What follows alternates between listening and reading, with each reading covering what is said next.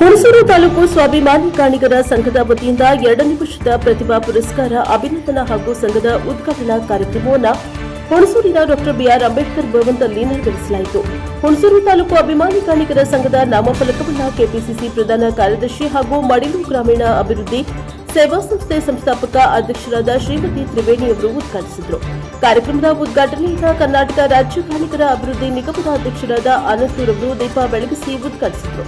ಈ ಕಾರ್ಯಕ್ರಮದಲ್ಲಿ ತಾಲೂಕು ಗಾಣಿಗರ ಸಂಘದ ಅಧ್ಯಕ್ಷರಾದ ಇಂಟೆಕ್ ರಾಜು, ಅಖಿಲ ಕರ್ನಾಟಕ ಗಾಣಿಗರ ಸಂಘದ ಅಧ್ಯಕ್ಷರಾದ ರಾಜಶೇಖರ್, ಕಾನೂನು ಮಾಪನ ಶಾಸ್ತ್ರ ಇಲಾಖೆ ಉಪನಿಯಂತ್ರಕರಾದ ಎಂಎಸ್ ಕುಮಾರ್, ಕೆಎಸ್, ಮಾಜಿ ಹುಣಸೂರು ನಗರಸಭೆ ಅಧ್ಯಕ್ಷರಾದ ಶರವಣ, ಮೈಸೂರು ಜಿಲ್ಲಾ ಗಾಣಿಗರ ಸಂಘದ ಅಧ್ಯಕ್ಷರಾದ ಎನ್ಸಿ ಉಮೇಶ್, ಶ್ರೀಮತಿ ಡಾ ಎಸ್ ಪೂರ್ಣಿಮಾ, ಪ್ರಸೂತಿ ಮತ್ತು ಸ್ತ್ರೀರೋಗ ತಜ್ಞರು, ಪೂರ್ಣಿಮಾ ಆಸ್ಪತ್ರೆ ಮೈಸೂರು, ಸಮಾಜ ಸೇವಕರು ಹಾಗೂ ಐಎಎಸ್ ಕೆಎಸ್ ತರಬೇತಿದಾರರಾದ ದೇವರಾಜು ಒಡೆಯರ್, ಸಮಾಜ ಸೇವಕರಾದ ರಾಜು ತರಿಗಲ್, ಕಾರ್ಯಕ್ರಮದ ಆಯೋಜಕರಾದ ಕುಮಾರ್ ಸುಬ್ಬಣ್ಣ, ರಮೇಶ್ ಕೆಂಪರಾಜು, ಶಿವಣ್ಣ, ಲಕ್ಷ್ಮಣ್ ಹಾಜರಿದ್ದರು. ಬ್ಯೂರೋ ರಿಪೋರ್ಟ್ ಮಸೀಂ ಶರೀಫ್, ಪ್ರಶಾಪ TV Hunsur. Bureau report Maseem Sharif, NKS TV Hunsur. ಯಾಕೆ ಅಂತ ಹೇಳಿದ್ರೆ, ಸಮಾಜದಲ್ಲಿ ನಡೀತಕ್ಕಂತಹ ಅನ್ಯಾಯಗಳನ್ನ, ಕೋರೆಗಳನ್ನ ತಿದ್ದೋದಕ್ಕಾಗಲಿ, ಅದನ್ನ ಪ್ರಶ್ನೆ ಮಾಡಲಿಕ್ಕಾಗಲಿ ಯಾವುದಾದ್ರೂ ಒಂದು ಸಮಾಜ ಇರಬೇಕಾಗ್ತದೆ. ಆ ಸಮಾಜವನ್ನ ಬೆಳೆಸಿಕೊಂಡು ಸಮಾಜದಲ್ಲಿ ಶೋಷಣೆಗೆ ಒಳಗಾದಂತಹ, ನಾನು ಸ್ವಲ್ಪ ಮುಂದೆ ಮಾತಾಡ್ತೀನಿ, ಸಮಾಜದ ಮುಖಾಂತರ ಏನು ಸಮಾಜದಲ್ಲಿ ಒಂದಷ್ಟು ಜನ ಶೋಷಣೆಗೆ ಒಳಗಾಗಿರ್ತಾರೆ, ಒಂದಷ್ಟು ಅನ್ಯಾಯಗಳನ್ನ ಎದುರಿಸ್ತಿರ್ತಾರೆ, ಅಂತವರೆಲ್ಲರೂ ಕೂಡ ಹೋಗಿ ಅವರ ಕಷ್ಟಗಳನ್ನ ಹೇಳ್ಕೊಳ್ಳೋದಕ್ಕೋಸ್ಕರ ಒಂದು ಯಾವ್ದಾದ್ರು ಒಂದು ವೇದಿಕೆ ಬೇಕು. ಮೊದಲು ನೀವು ನಿಮ್ಮದೇ ಸಮಾಜದ ವೇದಿಕೆಗೆ ಅದನ್ನ ತಲುಪಿಸಿದಾಗ ಆ ಸಮಾಜ ಗಟ್ಟಿಯಾಗಿ ನಿಂತ್ಕೊಂಡು ಅದಕ್ಕೆ ಸೂಕ್ತ ಪರಿಹಾರಗಳನ್ನ ಹುಡುಕೋದಕ್ಕೆ ಒಂದು ಏನೋ ಮುಂದೆ ಅದು ಸಹಾಯಕಾರಿ ಆಗ್ತದೆ ಅಂತಕ್ಕಂಥದ್ದು ನನ್ನ ಅಭಿಪ್ರಾಯ. ಮತ್ತೆ ಹೆಚ್ಚಿಗೆ ನಾನು ಸಮಾಜದ ಬಗ್ಗೆ ಮಾತಾಡ್ಲಿಕ್ಕೆ ಹೋಗಲ್ಲ. ಇವತ್ತು ವಿಶೇಷವಾಗಿ ಸ್ಟೂಡೆಂಟ್ಸ್ ನೋಡಿದೆ, ನಾನು ತುಂಬಾ ಜನ ಸ್ಟೂಡೆಂಟ್ಸ್ ಸೇರಿದ್ದಾರೆ. ನಾನು ಸ್ಟೂಡೆಂಟ್ಸ್ ಎಲ್ಲ ಒಂದೆರಡು ಮಾತನಾಡ್ತೀನಿ. ಅದರಲ್ಲೂ ವಿಶೇಷವಾಗಿ ಹೆಣ್ಮಕ್ಳು ತುಂಬಾ ಜನ ಕಾಣಿಸಿದ್ರೆ ನನಗೆ ಬಹಳ ಖುಷಿ ಆಯ್ತು. ಯಾಕೆಂತ ಹೇಳಿದ್ರೆ ಇದು ಪುರುಷ ಪ್ರಧಾನ ಸಮಾಜ. ನಾನು ನಿರಂತರವಾಗಿ ಹೋರಾಟ ಮಾಡ್ತಾ ಇದ್ದೀನಿ, ಮಹಿಳಾ ಪ್ರಧಾನ ಸಮಾಜ ಯಾವಾಗ ಆಗ್ತದೆ ಅಂತ. ಇವತ್ತಿಲ್ಲಿ ಗಾಣಿಗರ ಸಮಾಜದಿಂದ ನನ್ನೆಲ್ಲ ತಾಯಂದಿರು ಮತ್ತು ನನ್ನೆಲ್ಲ ಹೆಣ್ಣು ಮಕ್ಕಳು ಈಗಷ್ಟೇ SSLC ಮುಗಿಸಿರ್ತಕ್ಕಂಥವ್ರು, PUC ಮುಗಿಸಿರ್ತಕ್ಕಂಥವ್ರು ಬಂದಿರೋದು ನೋಡಿ ನನಗೆ ಬಹಳಷ್ಟು ಆತ್ಮತೃಪ್ತಿ ಬಂತು. ಯಾಕೆಂದ್ರೆ ಹೆಣ್ಮಕ್ಳು ಮುಂದೆ ಬರಬೇಕು. ಈಗ ನೀವೆಲ್ಲರೂ ನೋಡ್ತಾ ಇದ್ದೀವಿ ಸಮಾಜದಲ್ಲಿ ವಿದ್ಯಾರ್ಥಿಗಳ ಮೇಲೆ ಏನೆಲ್ಲ ನಡೀತಾ ಇದೆ, ದೌರ್ಜನ್ಯಗಳು ಏನಾಗ್ತಿದೆ, ನೀವು ಬರೀತಾ ಇರ್ತಕ್ಕಂಥ ಪ್ರಶ್ನೆ ಪತ್ರಿಕೆಗಳು ಸೋರಿಕೆ ಆಗ್ತಿದೆ, ಅದರಿಂದ ಇಷ್ಟೆಲ್ಲ ಸಮಾಜದಲ್ಲಿ ಗಲಭೆಗಳಾಗ್ತಿದೆ, ವಿದ್ಯಾರ್ಥಿಗಳು ಸುಸೈಡ್ ಮಾಡ್ಕೊತಾ ಇದ್ದಾರೆ, ಅದೆಲ್ಲವನ್ನ ನೀವು ನೋಡ್ತಾ ಇದ್ದೀವಿ.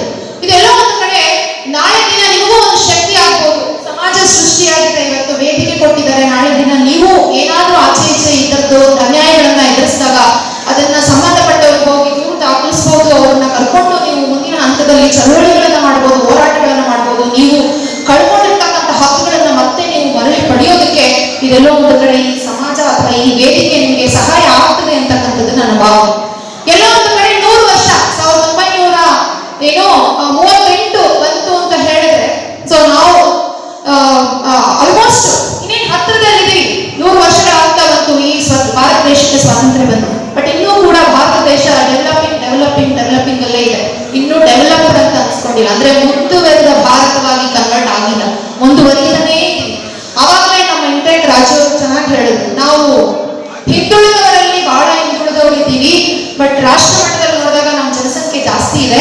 ಬಟ್ ಇಲ್ಲಿ ನಮಗಷ್ಟು, ಯಾಕೆಂದ್ರೆ ನನ್ನ ಆಫೀಸಿಗೆ ಬಂದಾಗೆಲ್ಲ ಅವರ ಸಮಾಜದ ಒಳಗಡೆ ಆಗಿರ್ತಕ್ಕಂಥ ಒಂದಷ್ಟು ಬಿರುಕುಗಳನ್ನ ನನ್ನ ಜೊತೆ ಹಂಚ್ಕೊಳ್ತಾ ಇದ್ರು. ನಾನು ಅವಾಗ ಹೇಳ್ತಾ ಇದ್ದೆ, ಸರ್ ನೀವೆಲ್ಲರೂ ಒಗ್ಗಟ್ಟಾಗಿ ನಿಂತ್ಕೊಳ್ಳಿ, ಸರಿ ಹೋಗ್ತದೆ ಅಂತ ಹೇಳಿ. ಆ ವಿಚಾರಕ್ಕೆ ಬರೋದಾದ್ರೆ ನಾನು ಒಂದು ಮಾತನ್ನು ಹೇಳಬೇಕು, ಇದು ಕೇವಲ ಈಗ ನಡೆಯೋದಲ್ಲ, ಮೊದಲಿಂದಲೂ ಕೂಡ ಎಲ್ಲರೂ ಒಟ್ಟಾಗಿ ಒಗ್ಗಟ್ಟಾಗಿ ಯಾಕೆ ಇರಬೇಕು ಅಂತ ನಾನು ಹೇಳ್ತೀನಿ ಅಂತ ಹೇಳಿದ್ರೆ, ಆ ರಾಮಾಯಣ ನಡೀತಾ ಇರ್ಬೇಕಾದ್ರೆ ಆ ಕಾಲದಿಂದಲೂ ಕೂಡ ಇದು ನಿರಂತರವಾಗಿ ಬಂದಿದೆ. ಆಗ್ಲೂ ಅಷ್ಟೇ ರಾಮಾಯಣದಲ್ಲಿ ಏನಾಯ್ತು, ಲೈಕ್ ರಾಮಾಯಣ ನಡಿಬೇಕಾದ್ರೆ ಯುದ್ಧ ಸೋತಿರ್ತಾರೆ. ಸೊ ರಾವಣ ನೆಲ ಕೊಡ್ಲಿರ್ತಾನೆ, ರಾವಣ ಕೇಳ್ತಾನೆ, ರಾಮನ ಕೇಳ್ತಾನೆ, ರಾಮ ಗೆದ್ದು ನಿಂತಿರ್ತಾನೆ. ಸೊ ರಾವಣ ಕೇಳ್ತಾನೆ, ಶ್ರೀರಾಮ ನಿನಗಿಂತಲೂ ಅತಿ ಹೆಚ್ಚು ಬಲಶಾಲಿ ನಾನು, ನಿನಗಿಂತಲೂ ಅತಿ ಹೆಚ್ಚು ಸೈನ್ಯ ನನ್ನ ಹತ್ರ ಇದೆ, ನಿನಗಿಂತಲೂ ಅತಿ ಹೆಚ್ಚು ಶ್ರೀಮಂತ ನಾನು, ಭಕ್ತಿ ಅಂತ ಬಂದರೆ ನನ್ನನ್ನು ಮೀಸೋನು ಯಾರು ಇಲ್ಲ, ನಾನೊಬ್ಬ ಶ್ರೇಷ್ಠ ಬ್ರಾಹ್ಮಣ ಅಂತ ಹೇಳಿ. ಅದಕ್ಕೆ ನಾನು ಸೋತ್ಬಿಟ್ಟೆ, ನೀನು ಗೆದ್ದಿಯಲ್ಲ, ನಿನ್ನ ಹತ್ರ ಯಾವಷ್ಟು ಬಲಶಾಲಿ ತಂತ್ರಗಾರಿಕೆ ಏನೂ ಇಲ್ಲ ಹೋದ್ರು ಕೂಡ ನೀನ್ ಹೇಗಪ್ಪ ಆಗುತ್ತೆ, ನಾನು ಯಾಕೆ ಸೋತೆ ಅಂತ ಕೇಳಿದಾಗ ಶ್ರೀರಾಮ ನಗ್ನಂತ ಹೇಳ್ತಾನೆ, ನೋಡು ನೀನ್ ಎಲ್ಲ ಸುತ್ತ ಇಟ್ಕೊಂಡಿದ್ದವ್ರನ್ನ ನೀವು ಅಣ್ಣ ತಮ್ಮಂದ್ರು ಅಂತ ಅನ್ಕೊಂಡಿದ್ದೆ ಅಷ್ಟೇ, ಬಟ್ ಅವರಲ್ಲಿ ಯಾವ ಒಗ್ಗಟ್ಟು ಇರಲಿಲ್ಲ. ಅವ್ರು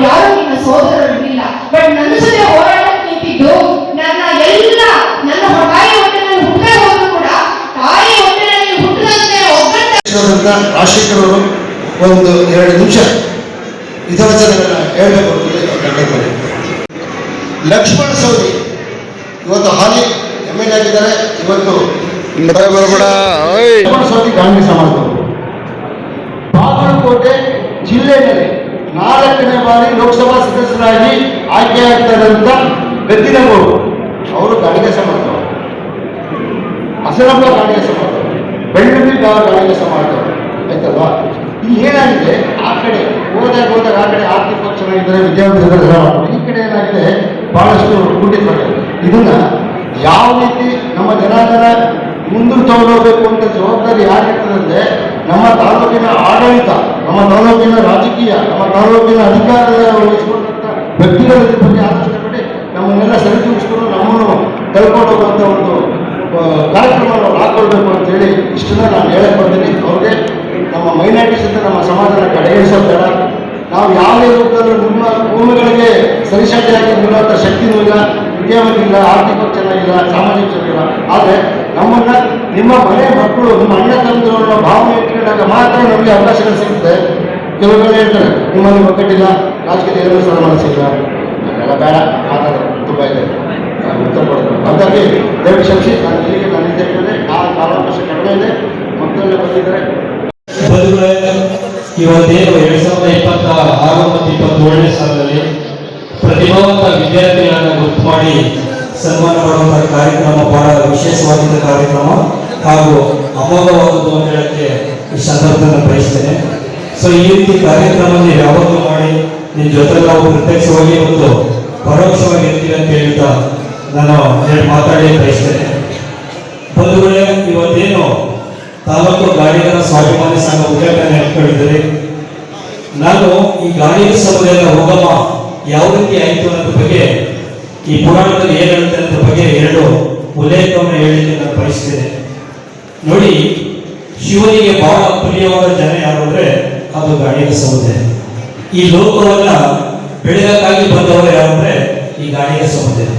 ಕ್ರಿಸ್ತಪೂರ್ವ 200ರಲ್ಲಿ ಸುಮಾರು ನಿಮ್ಮ ಜನಕ್ಕೆ ಶಿವನ ಪ್ರತಿಫಲವಾಗಿ ಜನನಾದಂತಹ ಒಂದು ಸಮುದಾಯ ಅನ್ನೋದು ಗಾಡಿಗರ ಸಮುದಾಯ.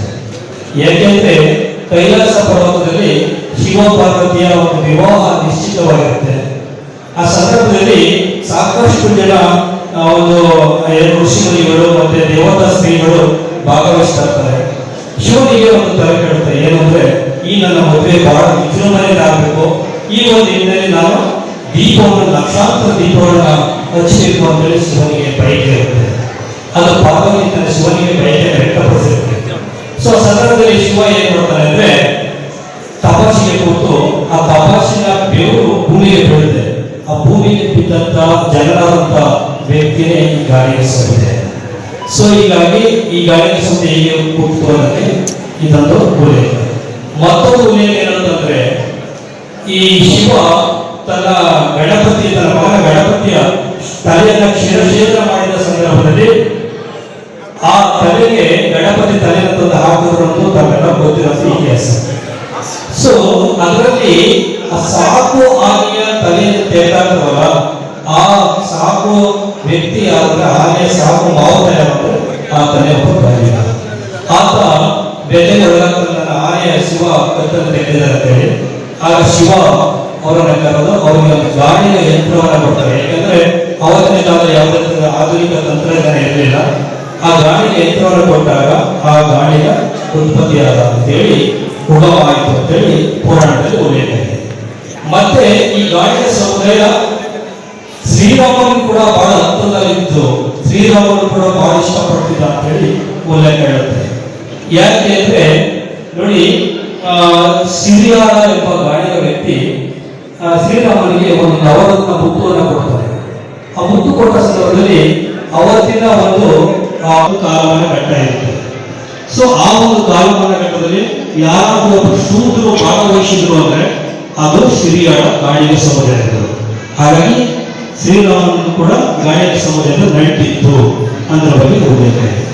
ಬಂಧುಗಳೇ, ನಾನು ಹೆಚ್ಚಿಗೆ ಮಾತಾಡಲಿಕ್ಕೆ ಹೋಗೋದಿಲ್ಲ, ಯಾಕಂದ್ರೆ ನನಗೆ ನಿಬಂಧನೆ ಹಾಕಿದ್ರೆ ಮಾಡಿದೆ. ಕಾನ್ಸ್ಟಿಟ್ಯೂಷನ್ ಬಗ್ಗೆ 3 ದಿನ ಕೊಟ್ಟು ನಾವು ಮಾತಾಡ್ತೀವಿ. ಬಟ್ ಯಾರು ಕೂರಿಸ್ಬಿಡ್ತಾರೆ ಅವ್ರು ಕಾನ್ಸ್ಟಿಟ್ಯೂಷನ್ ಬಗ್ಗೆ ಮಾತಾಡೋಲ್ಲ, ನಾನು ಅರ್ಥ ಮಾಡಿದೆ ಅವ್ರ ವೈಯಕ್ತಿಕ ವಿಚಾರನೇ ಹೇಳ್ತಾರೆ, ಬಟ್ ಅವ್ರು 1 ಗಂಟೆ ಮಾತಾಡ್ತಾರೆ. ನಾವು ಕಾನ್ಸ್ಟಿಟ್ಯೂಷನ್ ಬಗ್ಗೆ ಮಾತಾಡ್ಬೇಕು, ನಾವು ಮೈಕ್ ಇಟ್ಟಿರ್ತೀವಿ 7 ನಿಮಿಷ ಮಾತಾಡಿ ಅಂತ ನಿಬಂಧನೆ ಆಗ್ಬಿಡ್ತಾರೆ. ಆಗ ನಾವೇನ್ ಮಾಡ್ತೀವಿ ಅಂದ್ರೆ ಅದಕ್ಕೆ ಸಂಬಂಧಪಟ್ಟ ಏನ್ ಮಾತಾಡಬೇಕು ಆ ಮಾತಾಡಿ ಹೋಗ್ತೀವಿ. ಸಾಕಷ್ಟು ಜನ ಹೆಣ್ಮಕ್ಳಿಗೆ ಭಾಗವಹಿಸಿದರೆ ನಾನು ನಿಮ್ಗೆಲ್ಲ ಹೇಳಪ್ಪ ಏನ್ ಹೇಳಕ್ ಬಯಸ್ತೀನಿ ಅಂದ್ರೆ, ನೀವು ಯಾವ ಪುಸ್ತಕ ಓದ್ತಿರೋ ಬಿಡ್ತಿರೋ ಗೊತ್ತಿಲ್ಲ, ಕಾನ್ಸ್ಟಿಟ್ಯೂಷನ್ ಅನ್ನು ಓದಿ.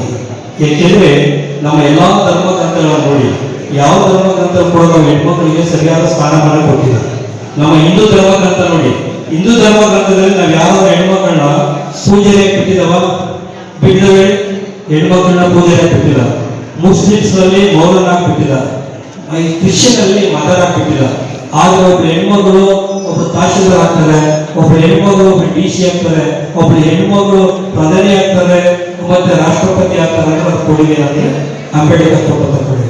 ಸೊ ಅವಾಗ ನೀವೆಲ್ಲರೂ ಕೂಡ ಕಾನ್ಸ್ಟಿಟ್ಯೂಷನ್ ಬಗ್ಗೆ ಓದಿ ಅಂತೇಳಿ, ಅದರಲ್ಲಿ ವಿಶೇಷವಾಗಿ ಹೆಣ್ಮಕ್ಳಿಗೆ ಶಿಕ್ಷಣದಲ್ಲಿ ಒಂದು ಸರಿ ಸಮಾನವಾದ ಒಂದು ಹಕ್ಕನ್ನು ತಂದುಕೊಟ್ಟರು ಅಂದ್ರೆ ಅದು ಅಂಬೇಡ್ಕರ್ ಅಂತ ಹೇಳ್ತಾ ನಾನು ಮಾತನ್ನ ಮುಗಿಸ್ತೀನಿ. ಥ್ಯಾಂಕ್ ಯು ಫಾರ್ ಹೇಳ್ತೀನಿ, ನಮ್ಮ ಹೆಣ್ಮಕ್ಳಿಗೆ ಮತ್ತೆ ನಮ್ಮ ಗಂಡ್ಮಕ್ಳಿಗೆ ನಾವೇ ಸೃಷ್ಟಿ ಮಾಡಬೇಕು ಕೆಲಸಗಳನ್ನ.